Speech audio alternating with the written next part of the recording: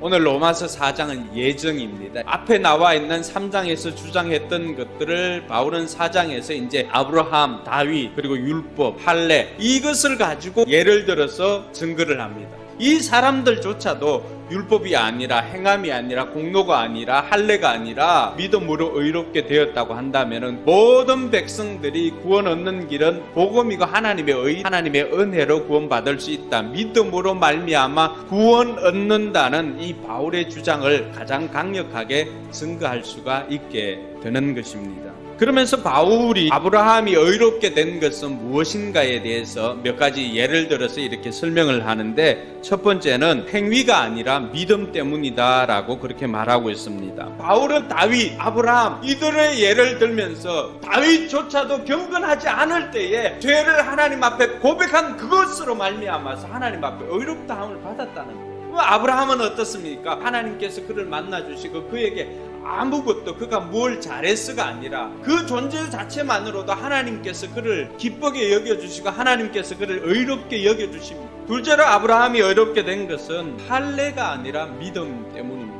성경이 우리에게 가르쳐주는 것은 할례는 의롭게 된 사람의 표시라고 하는 것이죠. 그러면 할례 자체가 어떤 우리를 의롭게 하는 것이 아니라 정말로 중요한 것은 믿음이 사랑을 통하여 일하는 것이라고 이야기를 했습니다. 그 사람이 할례 받은 사람이고 그 사람이 세례 받은 사람인 것을 삶으로 증명을 해가는 것이기 때문입니다. 셋째로 살펴볼 것은 율법이 아니라 믿음 때문이었습니다.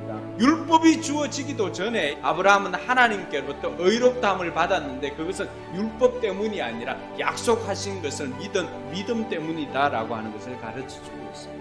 그러면 우리가 한 가지, 도대체 아브라함이 가지고 있는 믿음이 어떤 것이길래 그 믿음 하나 붙잡고 오늘 믿음의 조상이 되었을까? 하나는 약속에 대한 확실한 믿음을 가졌습니다. 너무나 단순하지만은 그 약속에 대해서는 의심하지 않았다고 이야기를 합니다. 오히려 시간이 지나갈수록 그 믿음이 더 굳세어졌다라고 이야기를 합니다.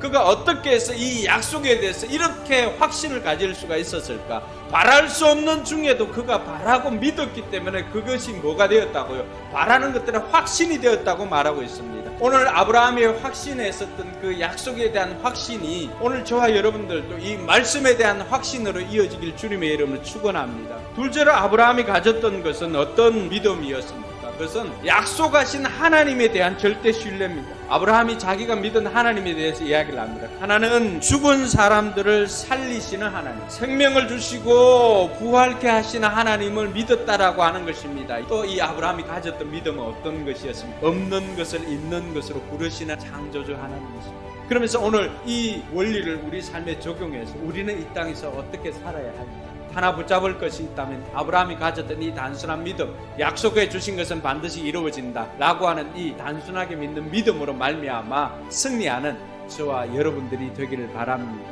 오늘부터 시작되는 새로운 한 주, 하나님이 어떻게 일하실까 기대함을 가지고 믿음으로 승리하는 저와 여러분들이 되기를 주님의 이름으로 축원합니다.